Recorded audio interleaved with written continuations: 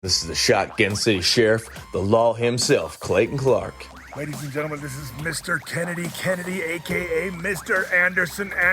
This is the Young Titan, Aaron Atlas. Hey, this is Matt Brannigan. This is the Warbound Hellhound Bo Sword. This is your favorite drunken pro wrestler, a.k.a.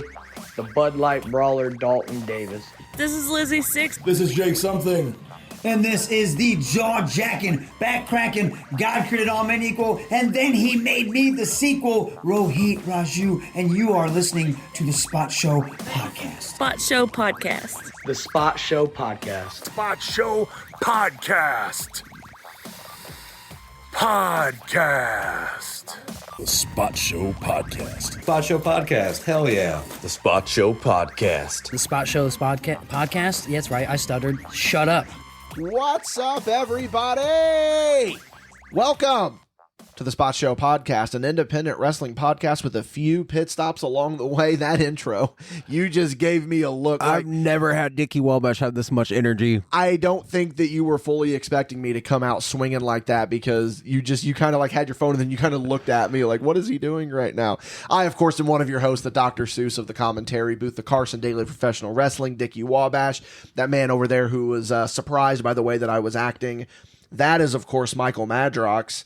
He is everything. He is always here. He is the co-host with the most. They always want to say the host with the most, but never the co-host with the most. And the co-host, I feel like, never gets enough credit. I'm the Robin to your Batman. I don't like that, because I feel like that calling you my sidekick is kind of giving you, is kind of shortchanging you a little bit. I get that. You're not necessarily the sidekick. I'm just here. We're like the two-headed dragon. Have we had this conversation before? Which one? The Batman and Robin conversation? I don't think so. I just got hit with extreme deja vu.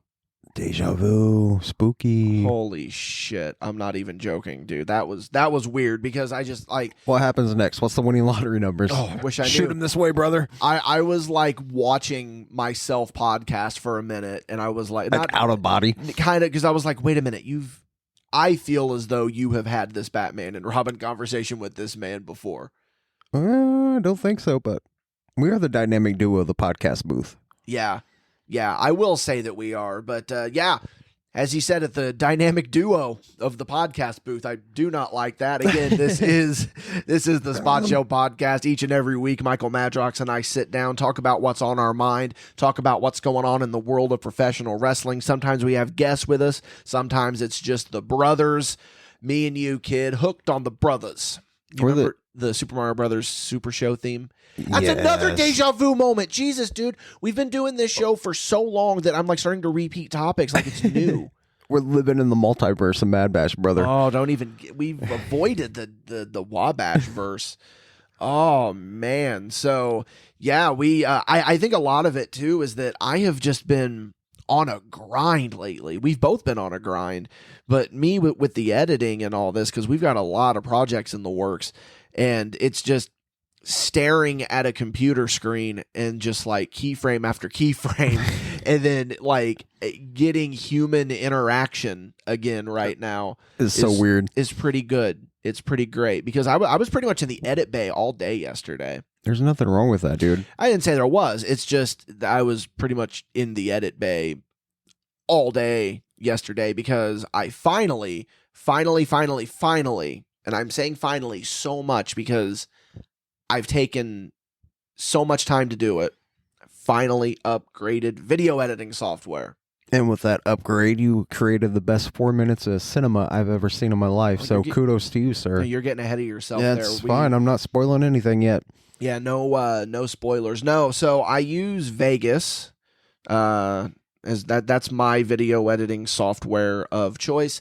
I know that a lot of people are like, "Oh, use Adobe Premiere," or "Oh, use this." It's like, okay, sure, that's fine, but I'm pretty proficient in what I'm doing. I could easily jump to something else, but I'm content with where I'm at. So content, in fact, that I was using a version of the editing software that was Vegas 16. You went from 16 candles. We are on 22 now. I have been using an almost, I think it came out in 2018 or might have been 2018 whenever Vegas Pro 16 came out, and I had never updated, never upgraded. I just, like, I remember whenever 19 came out, or no, sorry, whenever 17 came out, rather, and I almost did it, and I was like, I can't justify it, because I was just on, like, the tail end of my YouTube stuff. Yeah. And I was like, I don't need to upgrade. I'll be fine. And then next thing you know, fast forward 8 years, and I finally upgraded. Finally did it. I'm excited. I'm excited, man. There's nothing better than getting a new toy. That's exactly what it is for you. And what was really frustrating about it is my card got declined 3 times trying to buy it because they thought it was a fraudulent purchase. My bank thought it was a fraudulent purchase because apparently Magix, which is the company that does Vegas, they're a German company. So they were seeing me make this charge to Germany, and they were trying to block me. Yeah, and I'm thought just it was like an international theft or something. Like, oh my God, dude, I just want to upgrade my video editing software. So I had to explain to him. I was like, look, this is me doing this. I know it's Germany. It looks sketchy. Believe me, it's not. And then I got thinking, what if because Magix, Magix, that could mean anything. That could. So I'm thinking, what if they assume that I'm like on a porn site or something, and I'm trying to get like a premium membership of a German porn site. Of a German porn site. And so I was like, unprompted, I was like, yeah, it's video software. I edit video. And then I was like, wait a minute. Because I was told a long time ago that if you put content on your Tinder, or it's like things that you're interested in, content creation, It goes like straight to OnlyFans. 9 times out of 10 people think that you are an OF model. I am not. I run a production company. I'm the creative director of a production company, and I'm just trying to update my equipment so that I can bring people only the best content that we have. You say you're not an OnlyFans model, but let's be honest, bro. We have a Patreon for a reason. They could pay to see you with your headphones on. Patreon is just essentially a classier version of OnlyFans. I'm not disparaging anyone that does OnlyFans. Do what you got to do. If you can make money doing it, as long as it's legal, then I say go ahead and do it. That's just the way. Absolutely, man. That's the way I've looked at it. Ain't nobody doing anything illegal on OnlyFans. I mean, I'm sure there are, but for the most part, I'm sure that doesn't get through the fucking filters or whatever. But yeah, so where was I going with this? Yeah, so we got the equipment upgraded, and this is some real nerd shit here. Because I know, because like this is behind the scenes shit that I love, of where it's like, ooh, what are they using? What are they doing with it? What are they working on? And the thing about it that is, and I think this is the thing that was kind of stopping me, is that for all intents and purposes, it's still the same fucking UI. It's still the same fucking video editing software, but it just has extra bells and whistles. And then you look at it and you're just like, do I really need this? And then you're like, yeah, you do. Once you start using it, you're just like, yeah. Once you start figuring everything out, you're like, oh my God. There really wasn't much to figure out either, because I've been. Well, that's the good thing about using a program for so long. You know the backbone core of it. And they're 9 times out of 10, they're not going to change anything on that backbone core unless it's like Photoshop. Which I'm sure, because I started in Vegas 13 is when I started. So I'm sure that 10-year difference is pretty substantial. Oh yeah, I guarantee it. That's a 10-year leap. Brother, I might have even started in 12. V would know. Pulling back the curtain a little bit, I mean, how old were you when we figured out how to use the damn green screen for video? Oh, I'd always known how to use a green screen. It's just that they're really finicky. Like, we were having a lot of trouble with our green screen when we tried to make our WrestleMania video. And it's just, that was not my strong suit, but I've gotten better with the green screen. So that's. So can we go to WrestleMania again this year? We'll try that. That joke's dead. That joke's dead. Yeah, we're spending a pretty good amount of time here talking about some content that we have, how we work on our content, but probably wondering, how can you see that content? Plug ski time, brother. Listen plug it to in, that Dickie Wabash. Dickie segues. Yeah, we got some content out there for you right now, guys. The latest episode of Enough of This is available on your favorite podcasting platforms, except Apple Podcasts. We have yet to get on there yet. Not sure why. We go over episode, is it 3 or 4? I think it's 3. Of Tough Enough Season 1. Definitely 3. This is the Triple H one. Take a bump. Take a bump, kid. Take a bump. Yeah, that's that one. With Triple H coming in and just being a menace to these contestants on Tough Enough. Again, you can find that Enough of This on your favorite podcasting platform. We had a trailer drop as well, Madrox. Oh, Dickie, more content, baby. We had a big-time trailer drop, of course. The trailer for the latest Danville Dreamers Chronicles documentary, Dreamin' Ain't Easy. You can find that exclusively right now on our Facebook page. We dropped it early on our Patreon because that's what we do over there. Get things early and fast. The trailer is out now. Our good friends at NVW, we filmed basically the behind-the-scenes goings-on of their day-to-day operations of running NVW. Pretty fascinating. I know some people probably want to know what goes into a wrestling show, the stresses of it and all that. And not to bury the lead here, but we're going to talk about the stresses of running a wrestling show on Paid Show, because it kind of ties into the topic here, which we haven't even gotten to what the topic of the show is yet, but we're still in the plug skis, brother. So you can go over to our Facebook page right now. You can find the trailer for Dreamin' Ain't Easy on our Facebook page. Please hit that with a like, hit it with a share, let people know that it is available. We have also got some dates coming up here for you. 3 big ones coming, we got baby. 3 big ones this Saturday. If you're hearing this, we have got Hybrid. We're going to be there. HCW, Built Different. No, that's not the name of the show. Built to Last. Built to Last. Yes. HCW Built to Last. We're going to be there setting up at the merchandise area.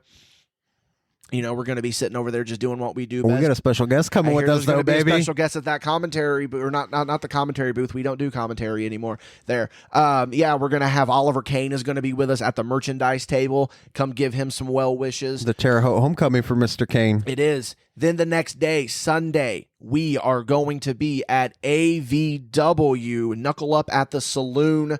We're going to be in the commentary booth there calling the great AVW action. Main event that night, Clayton Clark versus Jimmy Carrot. And that is going to be one that I'm... for the All Vermilion Wrestling Championship. For the All Vermilion Wrestling Championship, man. Looking forward to that one. Speaking of Jimmy Carrot, though. Oh, we ain't there yet. August 24th.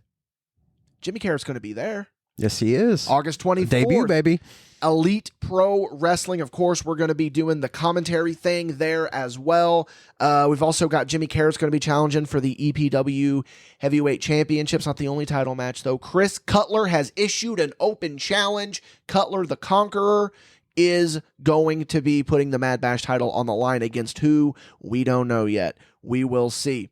What makes this match special is anyone can step up to the plate. They don't even have to be a MadBash Wrestling person. Anyone that is on the EPW roster is really the only parameters that he set. It can be anyone. So we're going to see who stands up and can challenge there.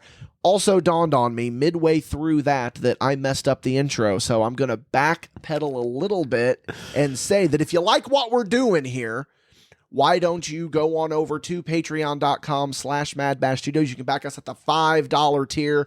You're going to get this show and all of our other shows completely ad-free and early. Or you can go to your favorite podcasting platform, leave us a 5-star written review. That really does help. And of course, this episode is brought to you by Elite Pro Wrestling and Venom Energy Drink. We're going to hear more about them later. They can still go on to the Patreon and get the free sample for what we put up for the past year, can't they? Yeah, we'll talk about that because I don't think it's in the ad read. We basically, we've had the Patreon for about a year now, and if you go over there and start a free membership, we put a bunch of premium content up there for free. Only caveat, you have to start a free membership. You don't have to pay Completely anything. free, guys. You just have to sign up for it, and you can get exclusive stuff that has never been made to the public. We've got a couple matches up there. Paid show. We got some paid shows. Shit show. We've got Shit Show, which is the only time that's ever been made public. Shit Show is, of course, our blooper show that you get to listen to. But yeah, some good stuff over there. We mentioned Chris Cutler, the MadBash Wrestling champion. We mentioned that there's matches. Yes. Over there on the Patreon. Michael Madrox, does it seem like 1 year ago from Saturday, we sat down in the studio and we made the announcement that MadBash Wrestling is officially a thing? I can't believe it's been 1 year. And to see where we came from to where we are now, holy crap, am I proud of both of us. Well, now, hold on, dude. You're burying the lead a little bit. I'm there. not burying nothing. Because we're going to be, that's for paid show. We're going to be coming up on a year since we've done this. And it seems like every time we hit these milestones, the next one is better than the last one. And then we also look at what the next one's going to be from the current one, and we're like, ooh, that one's even bigger than this one. But I think arguably this is the biggest milestone that we have hit, in my opinion. It's a pretty big milestone because without MadBash Wrestling, I don't think that we would have the following we do and getting the brand out there more. Because not everyone knows that we run podcasts. Not everyone knows we do movies, but when you go to a wrestling show and you see MadBash Wrestling on the flyer, they know what's up. Yeah, I talk about, I've said it before, if you see that logo or that armband on a show, just know that you're about to see excellence, because we don't just, give that seal of approval to anyone, you know what I mean? This, it's, I didn't even realize this until I was on Facebook today, but the day that we're recording this, which is, of course, Monday. It's Tuesday, brother. This is Tuesday. Fuck, it is Tuesday. Tuesdays. Tuesday the 13th was the first day that we made any public tease of MadBash Wrestling. We posted a zoom in on the logo, which brings me to my first shout out, one of many I'm going to be doing here. I don't think this man gets enough credit. He has made arguably one of the most iconic symbols in Midwest indie wrestling right now, the turnbuckle cross microphone. I want to give a shout out to Terry Stedman. He is the one that designed the original MadBash Studios logo and the MadBash Wrestling logo. Granted, his original design was not the final design that we used for the MadBash Wrestling logo, but it was basically the outline of the basis of what the logo ended up becoming. Yes. So if it was not for him, there would be no turnbuckle cross microphone. That man is the genius behind the brand. Yeah, the branding of yes. it, I should, or you really should say. But he, if it wasn't for him making that, then who knows where or if MadBash Wrestling would even be a thing. You know what I'm saying? So yeah, shout out to him. I mean, that logo's on a belt now, and it's on multiple stickers, magnets, t-shirts, posters, flyers, everything. And it wouldn't. And then even his original MadBash Studios logo is the basis for the MadBash Films logo. Of course, the Mischievous Rabbit logo. I designed that myself, but yeah, it really is to him that it's like, man, and I don't want to use the word iconic, but it's starting to get kind of a thing of its own. You know what I mean? Absolutely, man. Like, I think it's to the point, or it's getting to the point, rather. I don't think it's there yet, because there's two versions of it. There's the turnbuckle cross microphone, and this has MadBash Wrestling, and then there's just the turnbuckle cross microphone.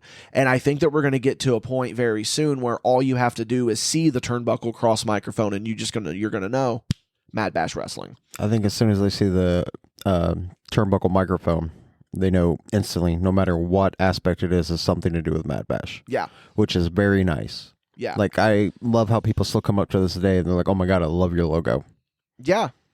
Yeah. And, MadBash Wrestling became our baby. Like, it is, I don't want to say one brand is favored over the others, but I mean, come on, let's be honest.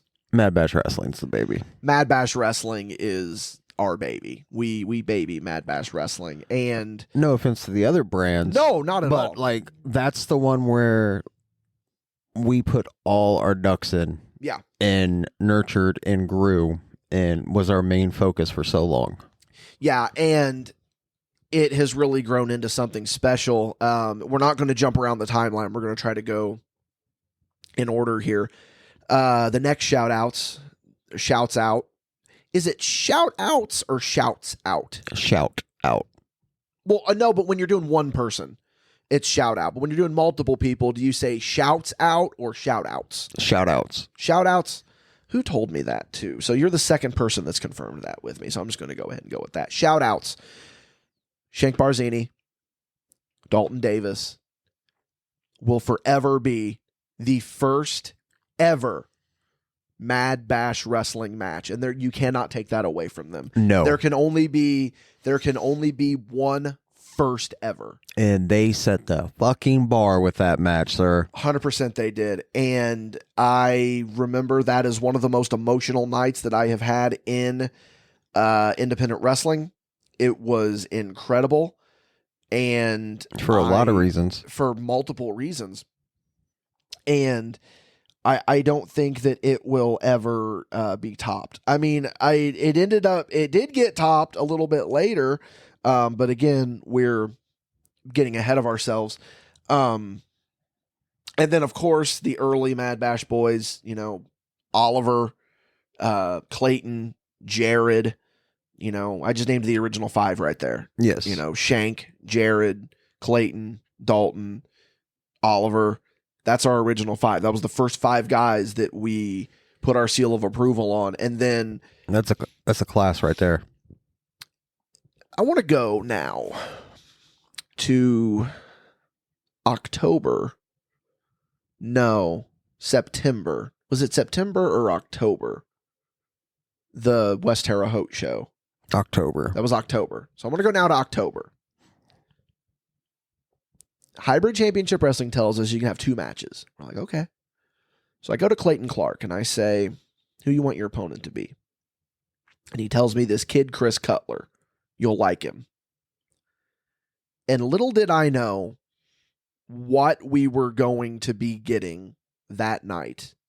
It was the start of something that, again, we're not going to get ahead of it, but this Chris Cutler kid impressed me that night. Absolutely, man. And we gave him that official MadBash Wrestling seal of approval. And I think that kid's gone on to do pretty okay for himself. Yeah, I don't know, man. He's just like the reigning and defending conqueror of MadBash Wrestling. Yeah, and we'll get to that here soon too. And then November comes around, and our good old friend Jay Silva wants a match, so we put him against that gatekeeper, Clayton Clark. And Jay Silva impressed us that night too. The Yoo-Hoo Toast heard around the world. The Yoo-Hoo Toast heard around the world. That was the first Yoo-Hoo sponsored MadBash Wrestling match too, if I'm not mistaken. It was. I'm pretty sure you're right on that one. And then we were off to the races from there, but we kind of had it in the back of our mind the whole time. There needs to be something more here. I feel like we're missing something. So then you and I had a conversation. This was in November. Yes. And I said, hypothetically, what if we get a MadBash Wrestling Championship? And you said, I'm all for it. And we looked high and low to find someone to design one for us. Couldn't find it. So, to quote Thanos at the end of, I believe it's Age of Ultron, the post-credit scene, fine, I'll do it myself. So I designed this title. And that was a back and forth process. Yeah, it was. Designing that belt. We were sending pictures left and right, back and forth to each other. I would send you a picture. You'd be like, change this. Nah, change it back. I don't really know if I like about this.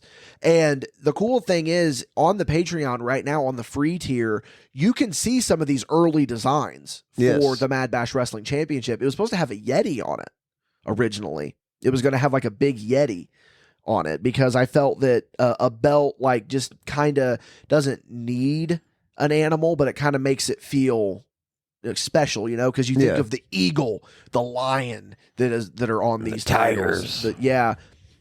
And we ended up scrapping that, and then we had the Pink Star belt, which was not great. No. You know, Shank Barzini designed a belt, which was awesome as hell. And then we get the belt, and I remember I got it delivered to my house, and I call you, and I'm like, I have the belt. And I immediately came over to your house. We video called all of our MadBash boys. Did a live unboxing. And did a live unboxing and said, here it is, guys. This is the belt. But before that, we had a little moment where me and you opened the belt together, and we got to look on it together. Yes. And it was really emotional because we were looking and seeing this is what hard work gets you. We have the title. And let me say, keeping that belt a secret for as long as we did was one of the hardest things in the world. Oh, we did not keep it very secret at all, Dickie. It was in every form of content we put out once that damn belt arrived. No, it was only in one. It was in the Christmas special. We had more clues and shit hidden about it. No, we actually didn't. I don't know what you're talking about. On the fucking spot show, you're like, I almost dropped blah, blah, blah amount of money on the floor. Yeah. Yeah, I just go, well, I just about dropped $230 on the floor or however much. And but that wasn't intentional. The one in the Christmas special was meant for more of a like, if you can spot this, then you've spotted the Easter egg. So then we have the unveiling of the MadBash title. And that one was another cool moment too. And I know why it was a cool moment for you specifically. So I want you to get into that. It was cool as hell because that was the debut of referee Logan Madrox. Yep. Bringing the belt out to the ring and hoisting it up for the world to see, including being surrounded by all the MadBash boys in the ring. Yeah, all of the MadBash boys at the time. Yes. That were on the show, and all of them just kind of pounding their chests and just being like, oh, yeah, you know, I'm going to be the first one to get that belt. And you know, people like Clayton, people like Dalton, you know, thought that they were almost entitled for that belt. They're like, we've been here since day one. It's ours. Yeah. And that was a cool moment, man. That was a cool moment to get to unveil that title. And I will never forget it. That is one of the coolest. That's one of the hardest promos I've ever had to cut because I was really emotional. And I'm talking about how, hey, you know, we announced Ascend the Throne that day. And we didn't even have a date. No. For Ascend the Throne yet. It was just, hey, next year. We were like, we know it's going to be in the spring. We know it's going to be this spring. Location and venue to be announced. And the reason we said that is because we did not know.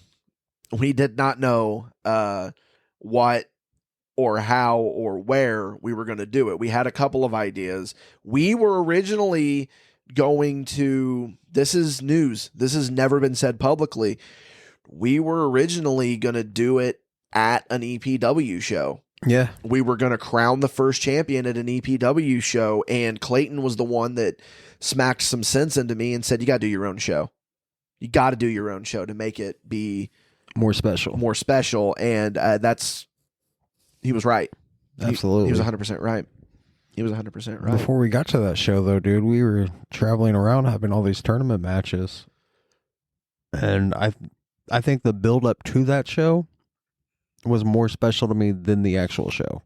Well, it's funny you say that, Madrox, because I'm going to do a little bit of digging here. I know I have it. I just have to find it. And I didn't even think I was going to bring this up right now. But here we are. So I found on my phone the original notes for the show. The original plans for what the Ascend the Throne tournament was going to be. We had mapped out the tournament and made it completely different from what we ended up getting. There's nothing wrong with that, though. No, not at all. Because I think that if you marry yourself to an idea, you are doomed to fail. If you are rigid on your ideas, you are going to fail. Simply put, you need to be... not all these ideas need to be binary. Like, you need to have some wiggle room. Some wiggle room, some fluidity to it. I was trying to use $2 words to make myself sound smarter than I actually am. But yeah, that's pretty much a good way to put it. But yeah, I've got it brought up right here, and I'm going to tell you what the original first round of the Ascend the Throne tournament was going to be after we hear a word from our sponsors. This episode is brought to you by patreon.com/MadBash Studios. Hey, you there, listening to this, here's what you need to do. You need to go to patreon.com/MadBash Studios. Not only is it the best way to support MadBash Studios, but it is home of dozens and dozens of hours of exclusive content. Not only are you going to get early access to MadBash Studios podcasts, Spot Show, and Enough of This, but you are going to get exclusive behind-the-scenes photos, videos, exclusive shows, such as Paid Show, such as Untitled Wrestling Commentary Show, and, of course, Past Bash. For less than a cup of coffee a month, you can head on over to patreon.com/MadBash Studios, where every piece of content is unapologetically creative. This episode is brought to you by Venom Energy. Hey, we've all been there, and there's nothing wrong with admitting to it. Well, what I mean is that we've all hit that midday slump, and we all need a little push to get us through the rest of the day. Well, what better option to give you a pick-me-up than one of the wonderful flavors of Venom Energy? Venom is what gets MadBash through those long show days, and we know that it can do the same for you. I'm going to sweeten the pot a little bit for you, too. Yeah, come to our merch table when you see us at a show, and with the purchase of a MadBash Wrestling sticker or magnet, you get a Venom Energy drink on us. While supplies last, of course, so you better act quick. We'd like to thank Venom again for sponsoring this episode. Please consume responsibly. Not recommended for children under 18, pregnant or nursing women, or people sensitive to caffeine. What if I told you that from the start, we always knew that Dalton and Clayton were going to be in the first round of this tournament? I'd call you a liar. We knew that they were going to get buys because they had earned it. They had been the MadBash boys. They had waved the flag proudly, so we gave them the buys. And let's peek behind that curtain. Clayton was not happy about that. Not at all. No, this is for shoot. Clayton was not happy about us giving him a buy.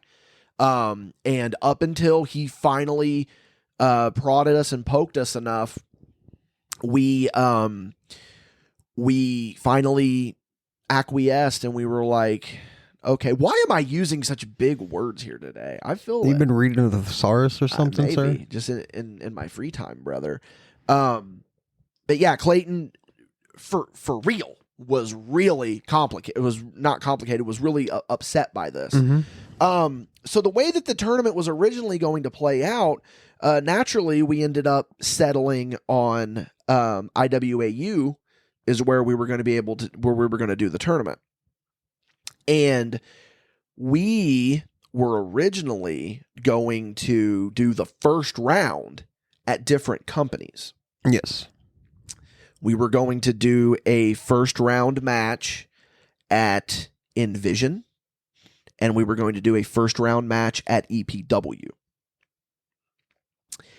And the first round is as follows. This is the original Ascend the Throne plans. Clayton Clark in the first round with a bye. Jay Silva versus Dexter Roswell, Chris Cutler versus Oliver Kane, and then Dalton Davis first round bye.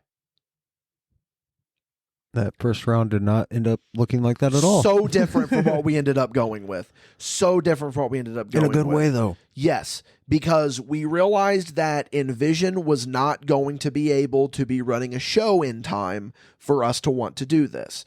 Because we knew, look, we got to have this done before April. We want to crown our champion before WrestleMania. That's what we want to do. We don't want to do this show in April because so many shows try to run their big shows in April because that's what they expect. Just like how every company tries to run their Survivor Series style show in November or their Royal Rumble show in January. And no, we wanted to be different. I hate that way of thinking, just to throw it out there. Hate it. Absolutely fucking hate it. So, yeah, that's what our original plan was going to be for this tournament, and it did not happen. We ended up partnering with IWAU, and that was when Clayton came to us, and we decided, let's put Jared Savage in this tournament. And then at this time also, Colby Jack started getting back in the ring. Which was a shock for everyone. And we saw what he could do. So let's put him in the tournament. And then we had to figure out, well, who are the other two going to be? Then we had the wild card idea. We were still thinking of trying to do what we originally had planned for that slot, but it didn't work with the timing. Or scheduling. But I knew like 3 weeks out, Devontae Knox is the guy to be one of the wild cards. Absolutely. That's who I want to be one of our wild cards. But who's the other one going to be? And then by pure happenstance, it turned out to be LDLC. And they ended up having a pretty solid match that night. Devontae and Clayton was then the semifinals. Where can they watch this match at, Dickie You MadBash? can watch it on YouTube. Ascend the Throne round 1 now available. And I'm going to tell you, that round 1 of that tournament is one of my favorite round 1s of any tournament. Oh, yeah. And I'm not just saying that because every I'm match biased. seemed like a final. Yeah. And because they knew what was at stake. They knew that there can only ever be one first. Mm-hmm. There can only ever be one first. And that's something to be proud of, man. That's something to be like, I'm the first. And they all wanted it. Correct me if I'm wrong, but round 1 lasted over the course of what, 4 weeks? 4 weeks. Yeah, we skipped 1 week. The final first round match, which was Devontae and DLC, took place the week before Ascend the Throne. And yeah, it took place over the course of a month. And the way that we pitched it was that, or the way we worked it rather, is that, we're sitting back and we're studying on who the wild cards were going to be. Meanwhile, we knew it was going to be Devontae. But doing it that way, though, that crowd that's not familiar with MadBash Wrestling, they got a taste every week for them to come back the next week to see what was going on, what the story was, and what it was building to. And every week, the crowd was getting bigger and bigger. And dare I say, the final the actual Ascend the Throne show is the biggest crowd that building has ever had. I guarantee it. Guarantee it. Not to toot our own horns or anything. No, I'll toot my own horn all day on that fact. That's something to be proud of. So then Ascend the Throne comes around. And we're going to talk about the actual show, but there's going to be some behind the scenes. If you want to hear about that, go check us out on Paid Show. Where can they find Paid Show at, Dickie MadBash? Patreon.com/MadBash Studios. If you want to hear the real behind this, because there's stories that have not been told publicly about and we're letting it all fly. The behind the scenes of Ascend the Throne. I'm going to let it all fly. That day, we go into the show, and, to put it bluntly, we had thought we had made the decision, but for me personally, I don't know how you felt.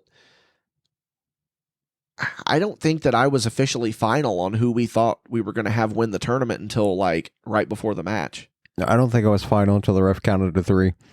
We'll get to that on paid show. But yeah, that But like no joke, like that final match of that tournament. it's the best wrestling match I've seen. Either in guy person. could have walked out of there and I would have been happy. Yeah.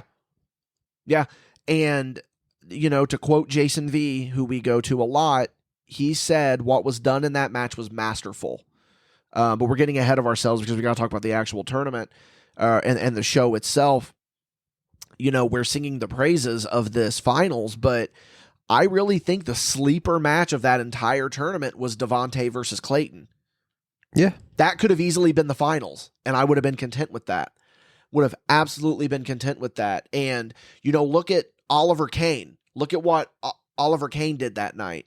He broke his foot the week before, I believe. It was like the week or 2 weeks before, and he still showed up. It was days before. Was it only days before? Yes, he broke it that weekend, Tuesday, brother. Fuck, yeah. He showed up, and he was like, no, I'm not going to miss the first ever MadBash Wrestling show. I'm not going to. And we told him, we were like, okay, I think we're going to do you and Colby Jack. And he goes, okay, yeah, me and Colby will go out there and just do a simple match. Don't expect much out of me. And then meanwhile, 2 minutes later, the match was over. And then he comes to the back and he's like, I had to call it. My foot just hurt too bad. Which was fine for what it was. It was fine. Great. We needed that cool down because the first two matches on the show were the tournament matches. The semifinals. The semifinals, Dalton and Cutler, and then Devontae and Clayton. And the only way to be in that tournament is to have a D or a C in your name. But anyway, yeah, I mean, you guys know the story from there. Chris Cutler wins the tournament, and as of this recording, to this day, he is still the MadBash Wrestling champion. But, I mean, he's got that match coming up in a couple of weeks. Who knows? But, yeah, it was something special. And I remember, because I knew what the finish was going to be, and being behind that camera, filming it, knowing that they're building up to it, I just had my hand on my mouth, and I was fighting back tears. And 1, 2, 3, Cutler, he just had this look. That building erupted. 50-50. Even still, though, yes. That 50% sounded like 500%. So loud. And Cutler looked right at me, and I just said, good for you, kid. And then he's just, and then for some reason, the referee took for fucking ever to get him the belt. I don't know why.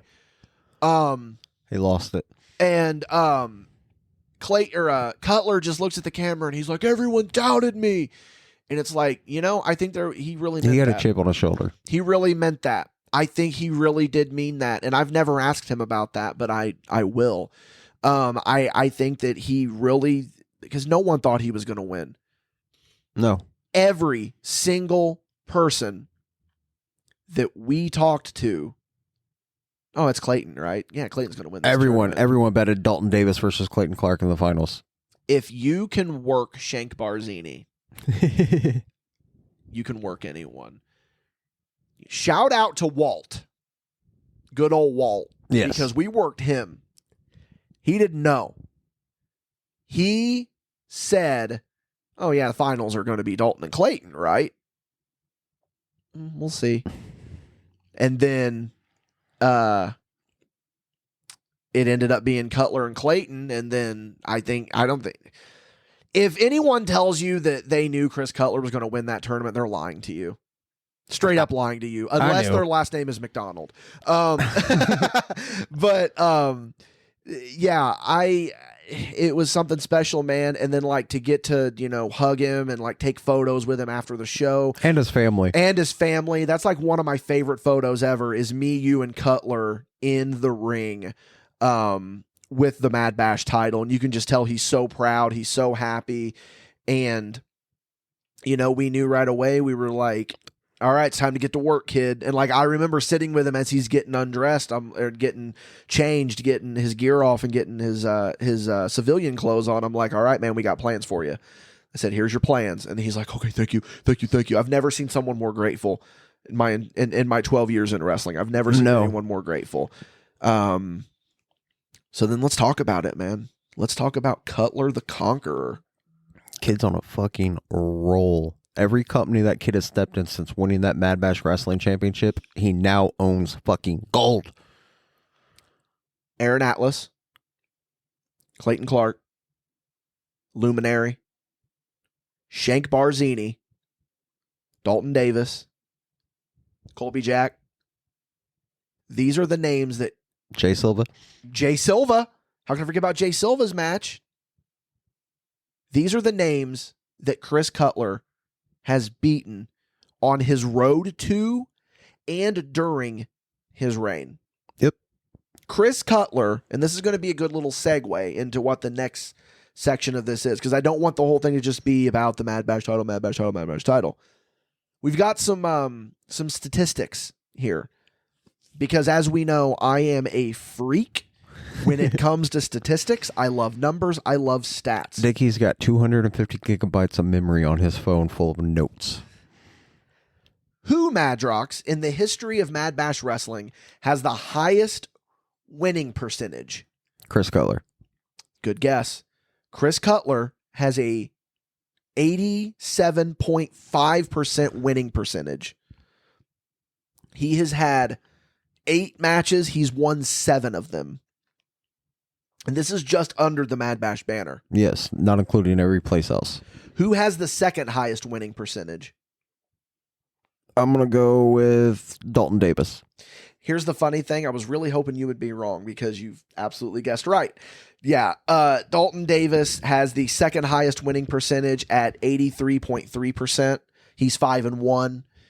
You want to go ahead and place guess number 3? Guess number 3, I'm going to go with Jared Savage. It's Clayton, actually. Clayton has an overall MadBash Wrestling record of 4-2. Oh. So he's got 66.6% winning average. After him, we've got Colby Jack and Devontae Knox at 1-1. They both have 50%. Yeah, Jared's never won a MadBash match. Yeah, he has. Has Jared he? Savage is 1-2. He is 33.3%. He did the you forget about the he won the tag match at Ascend the Throne. Oh yeah. Who, Madrox, is the only person in the history of MadBash Wrestling to have a perfect record? A perfect record? Never lost a match. Oh God.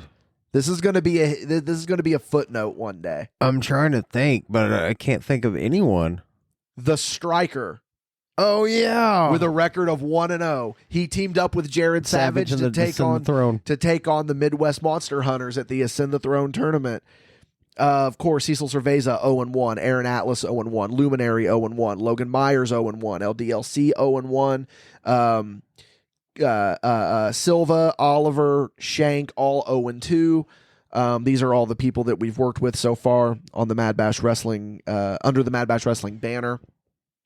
Shout out to every single person on this list that has wrestled for MadBash Wrestling. You didn't get Bo Sawyer and Blaine Black on there, did you?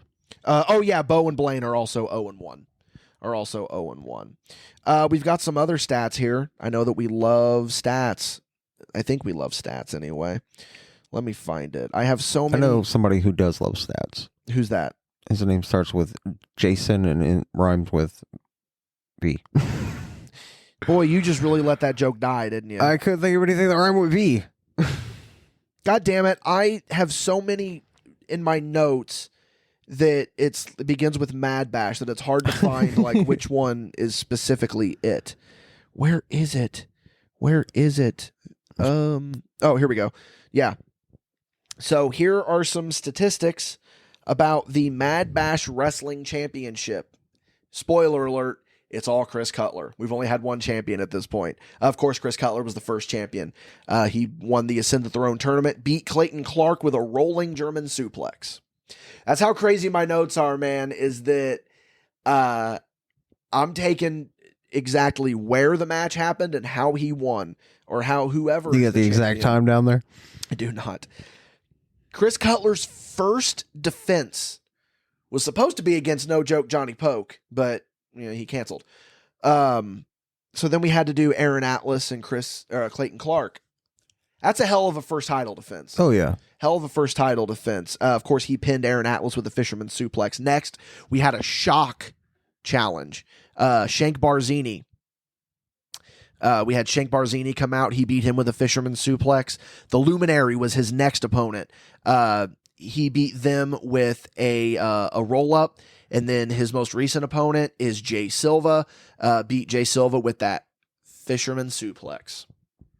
I see a trend here. Oh yeah, it's that fisherman suplex. Of course, Chris Cutler has the most defenses because he's had the only defenses at 4. He's our youngest and oldest champion at 17. So far, he's in he's the longest reign. So because again, long may he reign, brother. Long may he reign. And that's the other thing about this too is that we wanted to brand the Mad Bash Championship as royalty.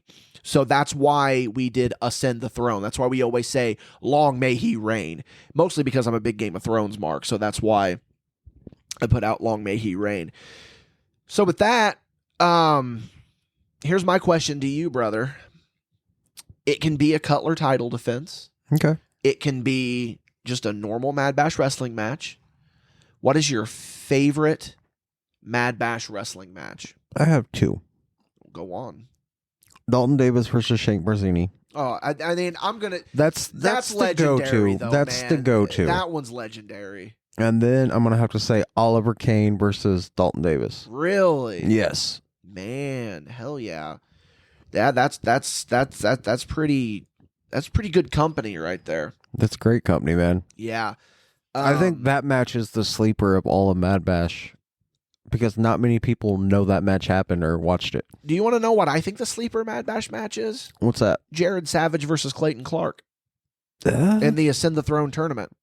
Hell of a match. That's a hell of a match. I think it's probably the sleeper Mad Bash match on that one. I think that Oliver and Dalton and then Jared and Clayton are absolutely the sleeper matches. Which, if anyone's interested in watching this match, they could go to youtube.com/MadBash Studios and watch it on Uncut. Yeah. Or they can watch it on round 1 because it's on both. Yep. So for me, I mean, you said Shank versus Dalton. I'm not even gonna say that because you have to. That was the golden pillar of Mad Bash Wrestling. It set the bar. Yes. It set the standard. I can't even say Clayton versus Cutler in the finals because, again, it is what it is. Too iconic. My favorite Mad Bash Wrestling match has been Jay Silva versus Chris Cutler. Really? There's the story of that match and just the way that match is. I mean, I think that it's really something special. Silva coming back for the first time in like 3 months, I believe it was, had a chip on his shoulder. Cutler had a chip on his shoulder. The crowd was white hot for that match. Silva was shot out of a cannon for that match.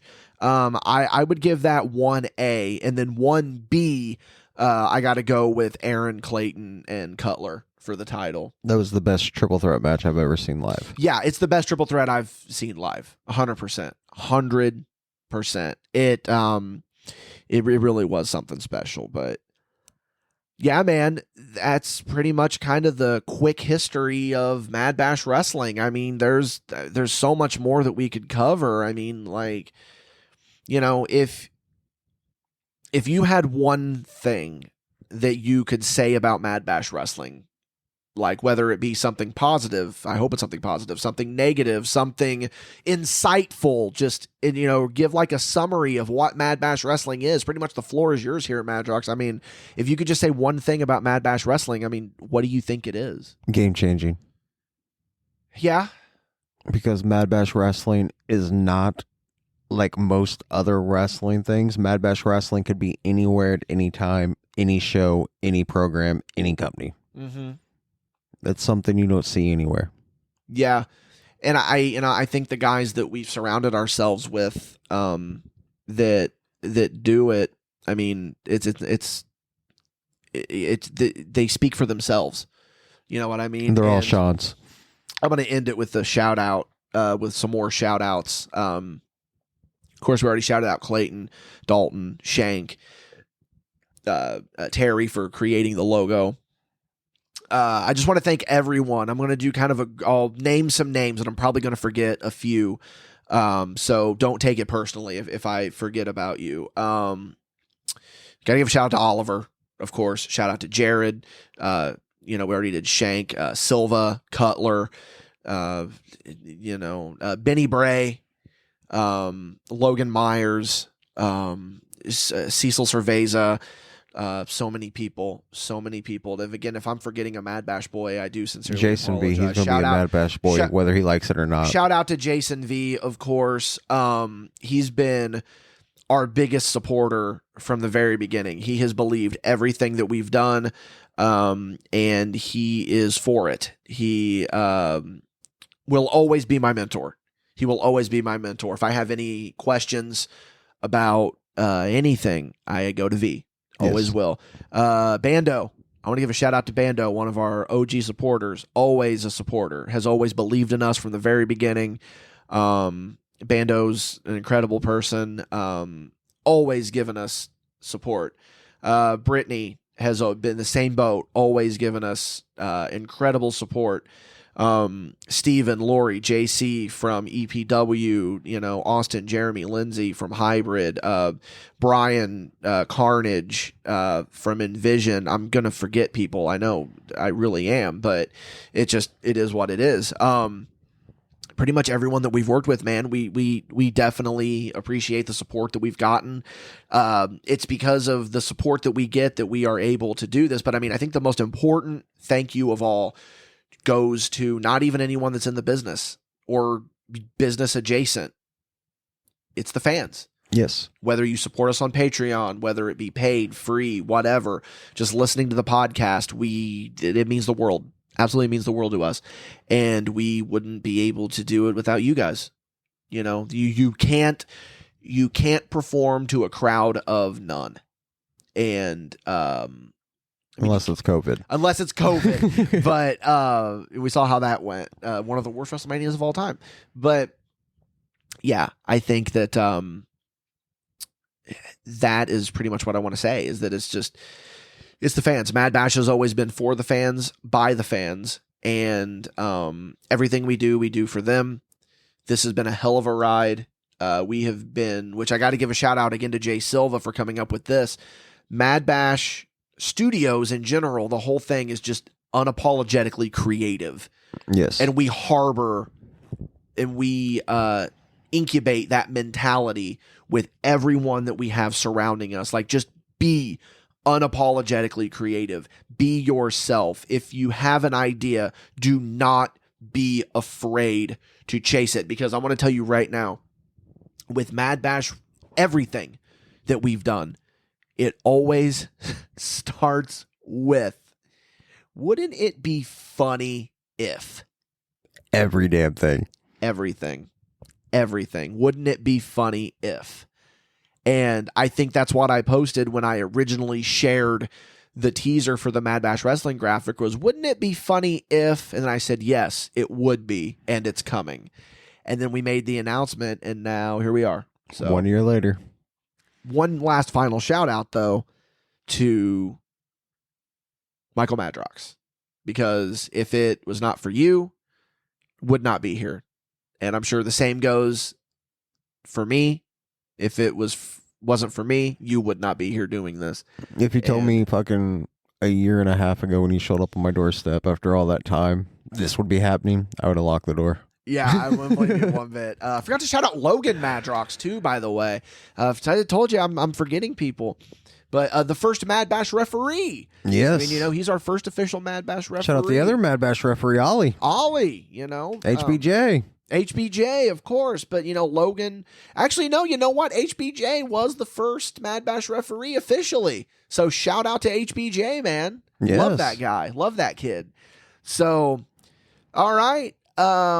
We're going to go ahead and get off here. For those of you that are on the Patreon, this is going to be a paid show that you do not want to miss. This is the one where you can bury everybody, right? Believe me when I tell you, you do not want to miss this paid show. So, again, you can find me on Instagram at DW_mischievous_rabbit. You can find Madrox at the word 1 and then the numbers 900-909-9900. MadBashStudios.com is your one-stop shop for everything MadBash. So for those of you that are not on the Patreon, we will see you down the road on some form of content.